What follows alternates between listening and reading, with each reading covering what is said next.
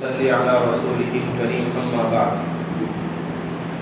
اعوذ باللہ من الشیطان الرجیم بسم اللہ الرحمن الرحیم قل ان کنتم تحبون اللہ فاتبعونی یحببکم اللہ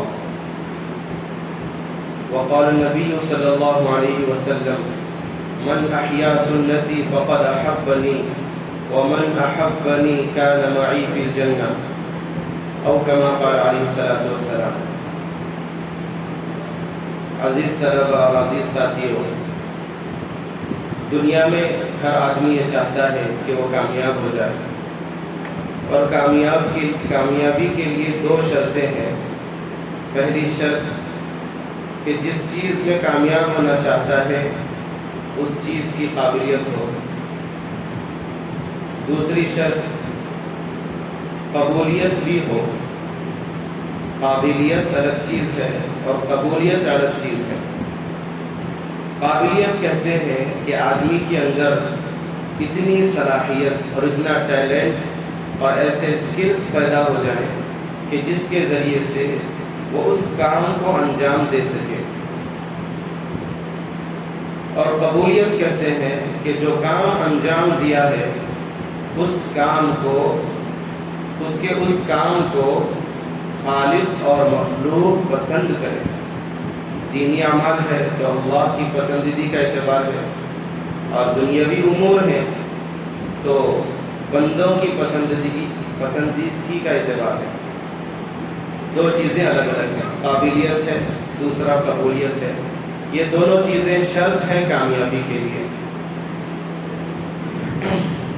آپ دیکھیے کسی کے اندر قابلیت ہے لیکن قبولیت نہیں ہے، اس کی مثال درسگاہ میں ایک ساتھی، ایک طالب علم بہت پکا حفظ یاد ہے، بہت اچھی صلاحیت ہے اور بہت بہترین انداز میں تشریح کرتا ہے عبارت کی، استاد بھی داد دیتے ہیں اور ہر کوئی ایکسپیکٹیشن دیتا ہے، یہ امید ظاہر کرتا ہے کہ یہ طالب علم کامیاب ہوگا، امتیازی کامیاب ہوگا۔ لیکن جب نتیجہ لگتا ہے تو یہ طالب علم کی امتیازیت غائب ہو گئی۔ اس طالب علم کی امتیازیت ظاہر ہوئی ہے جو ابھی بیماری سے گھر سے اٹھ کر ابھی امتحان دینے کے لیے آیا ہے۔ دیکھیے قابلیت ایک میں ہے لیکن ممتحن نے کسی اور کو قبول کر لیا ہے، یہ ہوتا ہے قبولیت۔ کیوں؟ اس لیے کہ جو معیارات ممتحن چاہتا ہے وہ معیار اس طالب علم میں نہیں ہے جس کے اندر سب سمجھ رہے تھے۔ ممتحن کے ذہن میں تجوید ہے، ممتحن کے ذہن میں عبارت کی عمدگی ہے، اچھی طرح عبارت پڑھنا، یہ سب چیزیں ہیں، لیکن اس طالب علم میں نہیں ہے جس کے اندر سب لوگ سمجھ رہے تھے کہ قابلیت ہے۔ ایسے ہی میرے دوستو شیطان ہے، زمین کے چپے چپے پر اس نے سجدہ کیا، لیکن اللہ نے جب اس کا ذکر کیا، شیطان الرجیم، مردود شیطان، جس کے عمل کو ریجیکٹ کر دیا گیا، جو قابل قبول نہیں ہے۔ رجیم کے معنی قابل قبول نہ ہونا، مردود ہونا۔ بہت سی مثالیں ہیں، حضرت موسیٰ علیہ السلام ہے، حضرت ہارون علیہ السلام ہے۔ حضرت موسیٰ علیہ السلام کی زبان میں پیدائشی لکنت تھی، حضرت ہارون علیہ السلام اتنے فصیح اللسان کہ حضرت موسیٰ علیہ السلام کہہ رہے ہیں وَأَخِي ہارون، میرا بھائی ہارون، وہ کیسے ہیں؟ وہ افصح منی لسانا، مجھ سے زیادہ فصیح ہے زبان کے اعتبار سے۔ دیکھیے دو بھائی ہیں، دو بھی نبی ہیں، پہلے بھائی زبان میں لکنت ہے، دوسرے بھائی فصیح اللسان ہے۔ اللہ تعالیٰ نے کلام کرنے کے لیے کس کو پسند کیا؟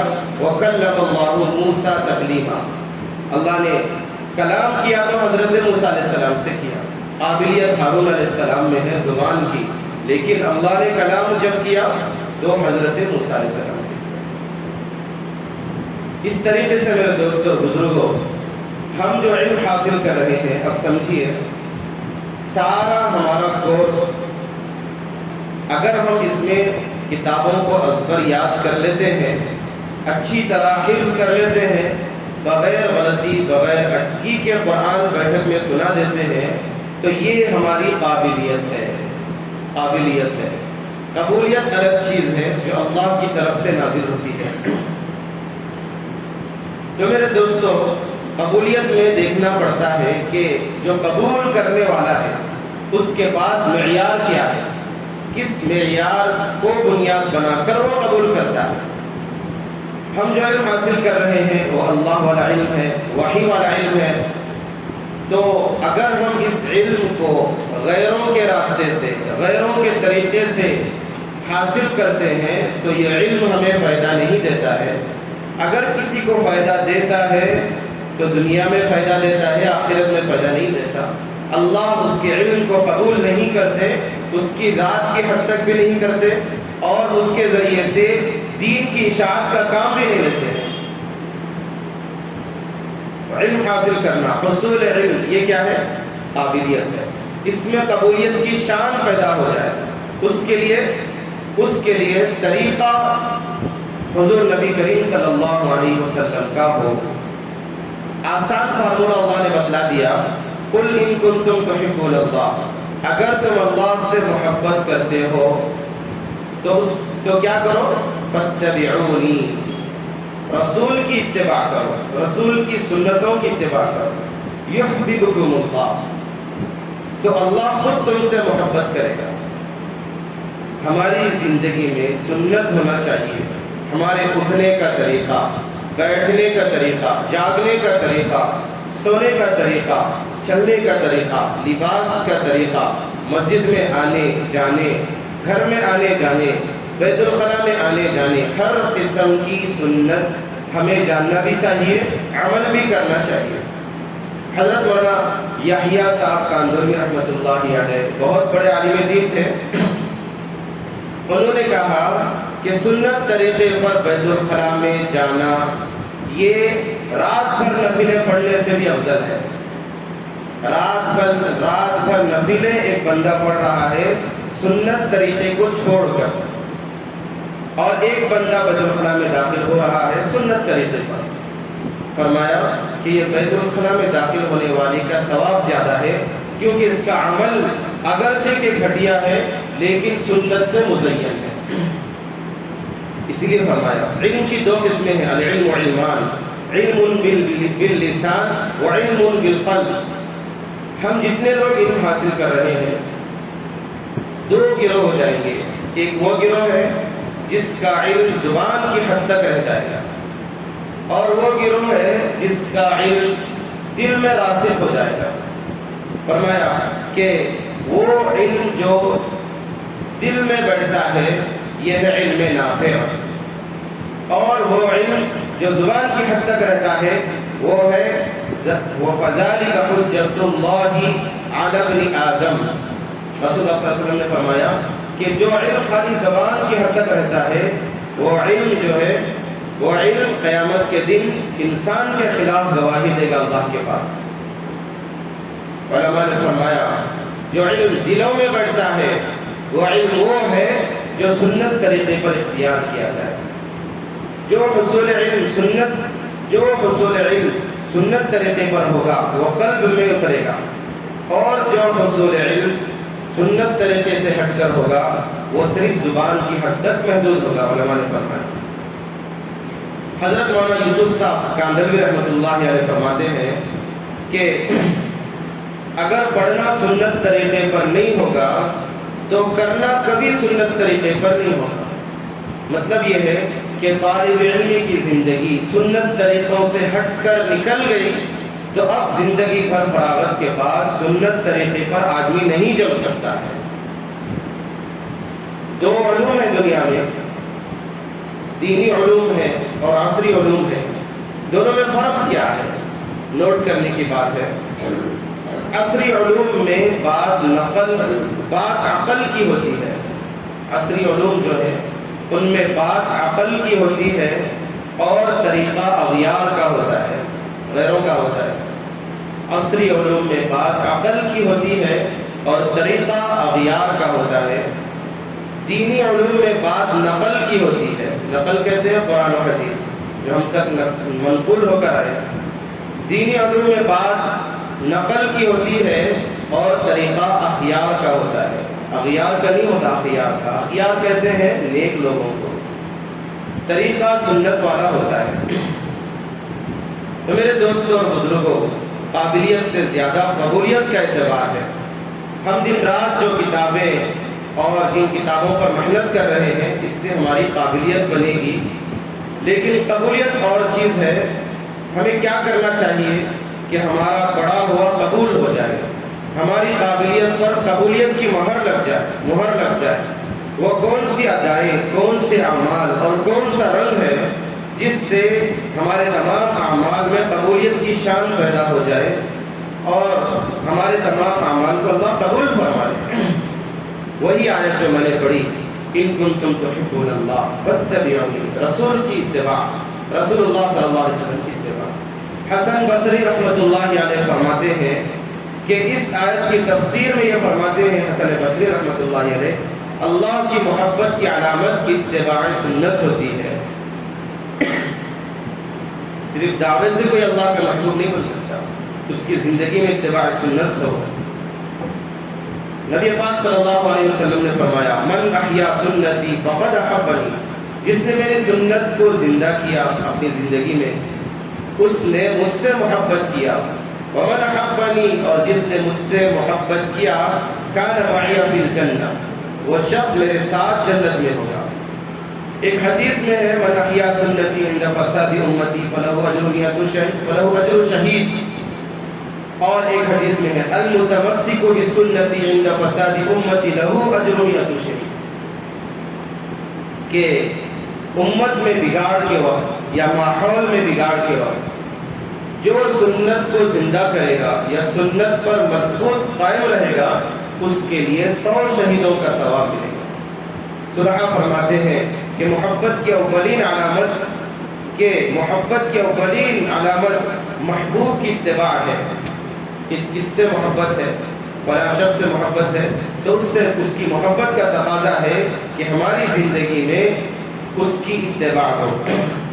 شیخ الاسلام ابن تیمیہ رحمۃ اللہ علیہ نے اپنے فتاوی میں لکھا ہے، اولیاء اللہ کے لیے ضروری ہے کہ وہ تقوی اور سنتوں کا پابند ہو۔ دو چیزیں، تقوی کا پابند ہو، سنتوں کا پابند ہو۔ مولانا اشرف علی تھانوی رحمۃ اللہ علیہ کی مشہور کتاب ہے بہشتی زیور، اس میں فرماتے ہیں کہ 4 چیزیں ولی بننے کے لیے، اللہ کا ولی بننے کے لیے شرط ہے۔ غالباً بہشتی ثمر میں بھی یہ ہے، 4 چیزیں شرط ہے ولی بننے کے لیے، اس میں سے ایک ہے کہ سنتوں کا پابند ہو۔ حضرت ابو عثمان نیسابوری رحمۃ اللہ علیہ فرماتے ہیں، جس نے سنت کو قول و فعل میں حاکم بنایا، جس نے سنتوں کو قول و فعل میں حاکم بنایا، اس کا کلام پر حکمت ہوگا، اس کا کلام پر حکمت ہوگا، بات میں مضبوطی ہوگی۔ ہدایت یہ ہماری سب سے اولین ضرورت ہے۔ ہر انسان، ہر مسلمان اللہ تبارک و تعالیٰ سے نماز میں ہر رکعت میں ہدایت مانگتا ہے، اہدنا الصراط المستقیم، اے اللہ سیدھے راستے پر چلا دیجیے، سیدھے راستہ، سیدھا راستہ، ہدایت دے دیجیے سیدھے راستے کی، ہمیں ہدایت دے دیجیے۔ اللہ فرماتے ہیں اگر تمہیں سیدھا راستہ چاہیے، ایک کام کرنا ہے، وہ کیا ہے؟ وَإِن تُطِيعُوهُ تَهْتَدُوا، پارے 18 میں ہے، اگر تم رسول کی اتباع کرو گے تو کامیاب ہو جاؤ۔ اسی لیے آپ سورۃ فاتحہ میں دیکھیے، اہدنا الصراط المستقیم، ہمیں سیدھے راستے کی ہدایت دیجیے۔ آگے صراط الذین انعمت علیہم، ان لوگوں کا راستہ جن پر آپ نے انعام کیا۔ سب سے پہلے انعمت علیہم میں نبی صلی اللہ علیہ وسلم کا شمار ہوتا ہے۔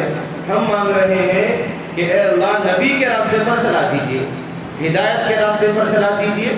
آگے کیا مانگ رہے ہیں؟ نبی کے طریقے پر چلا دیجیے۔ ہدایت اطاعت میں اور ہدایت اتباع میں پوشیدہ ہے۔ جتنے بھی اللہ والے بنے ہیں وہ سب اتباع سنت کی وجہ سے بنے ہیں۔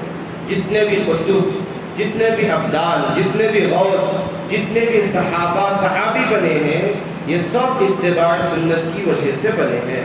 ورنہ صرف آپ کا دیدار کر لینے سے کوئی صحابی نہیں بنتا جب تک کہ آپ کی اطاعت اور اتباع زندگی میں نہ آئے۔ اور آپ دیکھیے جتنے بھی بافیض علماء دنیا میں گزرے ہیں یا جو موجود ہیں، جن سے اللہ کام لے رہے ہیں، آپ ان کی زندگیوں کو ٹٹول کر دیکھیے، ان کے اندر اتباع سنت ملے گی۔ بغیر مبالغے کے آپ ناظم ادارہ کو دیکھ لیجیے، اتباع سنت ملے گی، اللہ فیض کو پہنچا رہے ہیں۔ صحابہ رضی اللہ تعالیٰ عنہ کیسی اتباع کرتے تھے؟ انتقال سے چند گھنٹے قبل، انتقال سے چند گھنٹے قبل، پیر نہیں پھیلانا چاہیے، قبلے کی طرف گیا، انتقال سے چند گھنٹے قبل حضرت ابوبکر رضی اللہ تعالیٰ عنہ حضرت عائشہ سے فرماتے ہیں کہ مجھے بتاؤ نبی صلی اللہ علیہ وسلم کو کفن کس طرح دیا گیا تھا، کتنے کپڑوں میں دیا گیا تھا؟ میں چاہتا ہوں کہ زندگی کے بعد کے معاملات بھی سنت کے طریقے پر انجام پائیں۔ حضرت عمر فاروق رضی اللہ تعالیٰ عنہ فرماتے ہیں میں نے نبی صلی اللہ علیہ وسلم کو کبھی چھنے ہوئے آٹے کی روٹی کھاتے ہوئے نہیں دیکھا، آج کے بعد خلیفہ بننے کی بات فرماتے ہیں کہ آج کے بعد میری روٹی کے آٹے کو چھانا نہ جائے۔ ایک صحابی کے سر میں بیچ میں مانگ نہیں نکلتی تھی، مشہور واقعہ ہے، انہوں نے شیخ کو گرم کیا، اپنے سر کے درمیان میں پھیر لیا تاکہ بیچ کی مانگ نکل جائے۔ سنتوں کی کیسی پابندی تھی۔ ایک صحابی، یہ بھی مشہور واقعہ ہے، قیصر روم کے پاس مہمان ہیں، کھانا کھا رہے ہیں، نیوالا نیچے گرتا ہے دسترخوان پر، اس نیوالے کو اٹھا کر کھا رہے تھے۔ روم کے درباریوں نے حقارت کی نگاہ سے دیکھا، بازو والے صحابی نے گولی سے مار کر کہا کہ یہاں کی تہذیب میں اسے معیوب سمجھا جاتا ہے، آپ اس کام سے رک جائیں۔ وہ صحابی غصے میں بولے، چیخ کر بولے، اَأَتْرُكُ سُنَّةَ حَبِيبِي لِهَٰؤُلَاءِ الْحُمَقَاءِ، کیا میرے حبیب کی سنت کو ان بے وقوفوں کی وجہ سے میں چھوڑ دوں؟ صحابہ کے اندر ایسی اتباع اور ایسی سنت کی اتباع موجود تھی۔ ماضی قریب میں ہمارے اسلاف اور ہمارے اکابر علماء دیوبند کی زندگیوں کو اگر ہم دیکھتے ہیں تو ان کی زندگی سنت کے موتیوں سے چمکتی تھی۔ اتباع سنت کی نور کی وجہ سے اللہ تعالیٰ نے ان کے فیض کو سارے عالم کے چپے چپے تک پہنچایا۔ آپ دیکھیے کتنی پرانی یونیورسٹیز ہیں، جامعہ ازہر ہے مصر کا، بہت 100 سال پرانا ہے، دیوبند کی عمر اس کے سامنے کچھ نہیں ہے، بہت 100 سال پرانا ہے، لیکن اللہ نے 160 سال کی عمر میں دیوبند اور دیوبند کے علماء کو جو ترقی دی ہے اور جو کام لیا ہے، کسی اور ادارے سے اللہ نے اتنا کام نہیں کیا۔ اس کی وجہ یہ ہے سنت نبوی کی زندگی میں ہے۔ ایک بہت جہاں دیدہ شخصیت ہے، وہ فرماتے ہیں کہ دنیا کی کسی بھی ملک کے کسی بھی مسجد میں چلے جاؤ، 3 کتابیں ضرور ممبر پر ملیں گی۔ پہلی کتاب بہشتی زیور ملے گی، مولانا اشرف علی تھانوی رحمۃ اللہ علیہ۔ دوسری کتاب فضائل اعمال ملے گی، شیخ الحدیث زکریا رحمۃ اللہ علیہ۔ تیسری کتاب ریاض الصالحین ملے گی، عرب علماء کی لکھی۔ دیکھیے دنیا کی ہر مسجد میں یہ 2 کتابیں ضرور ملے گی، فضائل اعمال، بہشتی زیور۔ مفتی تقی عثمانی صاحب بارہا اپنے بیان میں فرماتے ہیں کہ اللہ نے مجھے 7 بر اعظم پھرایا ہے، میں جہاں بھی گیا دیوبند کے فارغین کو وہاں پر علم کی خدمت کرتا ہوا دیکھا۔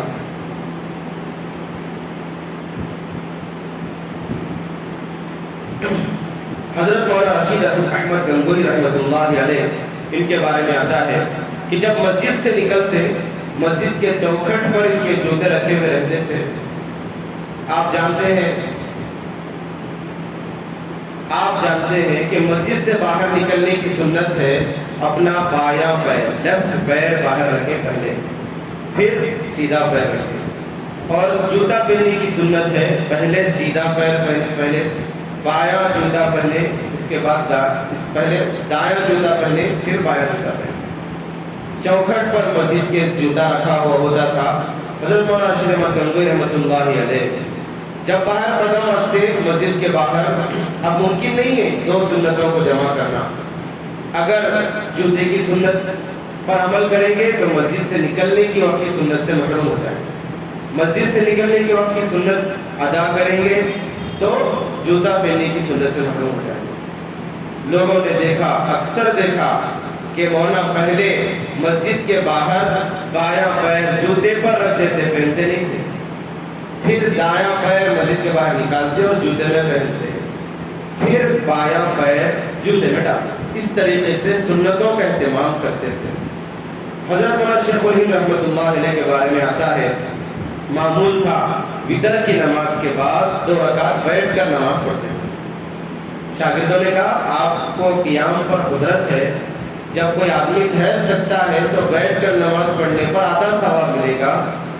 حضرت مولانا نے فرمایا کہ مجھے معلوم ہے بھائی، لیکن اس لیے پڑھتا ہوں کہ نبی صلی اللہ علیہ وسلم کی آخری عمر میں بیٹھ کر نماز پڑھنا ثابت ہے، میں بھی اس پر عمل کرتا ہوں۔ اگر بڑھاپے کا انتظار کروں گا تو پتہ نہیں بڑھاپے سے پہلے ہی موت آ جائے اور مجھ سے یہ سنت رہ جائے۔ اگرچہ ثواب مجھے کم ملے، آدھا ملے، لیکن سنت پر عمل کیے بغیر دل ٹھنڈا نہیں ہوتا ہے۔ اسی پر کسی نے شعر کہا ہے، بندگی سے ہمیں تو مطلب ہے، ہم ثواب و عذاب کیا جانے۔ بندگی سے ہمیں تو مطلب ہے، ہم ثواب و عذاب کیا جانے، کس میں کتنا ملتا ہے، عشق والے حساب کیا جانے۔ آپ زندگیوں کو دیکھ لیجئے، حضرت مولانا الیاس صاحب رحمۃ اللہ علیہ کی زندگی پوری زندگی سنتوں سے لبریز ہے۔ میں کن کن پہلوؤں کو بیان کروں، وقت بھی ہو رہا ہے۔ مولانا الیاس صاحب رحمۃ اللہ علیہ نے جو تحریک دنیا میں چلائی ہے، جس سے کروڑوں انسان ہدایت یافتہ ہوئے ہیں، تبلیغی جماعت، اس کی تعریف کو مولانا بیان کرتے وقت کہا، اس کی تعریف یہ ہے، احیاء ما جاء بہ النبی صلی اللہ علیہ وسلم، نبی صلی اللہ علیہ وسلم کی ہر سنت کو زندہ کرنا، یہ ہماری جماعت کا مقصد ہے۔ نبی صلی اللہ علیہ وسلم کی ہر سنت کو زندہ کرنا، احیاء ما جاء بہ النبی صلی اللہ علیہ وسلم۔ لوگوں نے دیکھا مولانا الیاس صاحب رحمۃ اللہ علیہ کی زندگی کے آخری دن چل رہے ہیں، بے ہوشی طاری ہوتی ہے، کچھ دیر کے بعد افاقہ، پھر بے ہوشی، پھر افاقہ، پھر افاقہ، پھر بے ہوشی، ایسے ہی چلتا ہے۔ مولانا چلنے پر قادر نہیں ہے مولانا الیاس صاحب رحمۃ اللہ علیہ، 2 آدمیوں کے سہارے چل کر صف اولیٰ میں تکبیر اولیٰ کے ساتھ نماز پڑھتے ہیں سنت کے اہتمام کے لیے۔ جب اٹھنے بیٹھنے کے بھی قابل نہ رہے تو اپنی چارپائی کو مسجد کی صف میں لگا کر جماعت کے ساتھ نماز پڑھتے ہیں تاکہ یہ سنت بھی نہ چھوٹے۔ اس لیے میرے دوستوں اور بزرگوں، ہمیں چاہیے، ہمیں طالب علم کی زندگی کے وقت ہی سنتوں کا پابند بننا چاہیے۔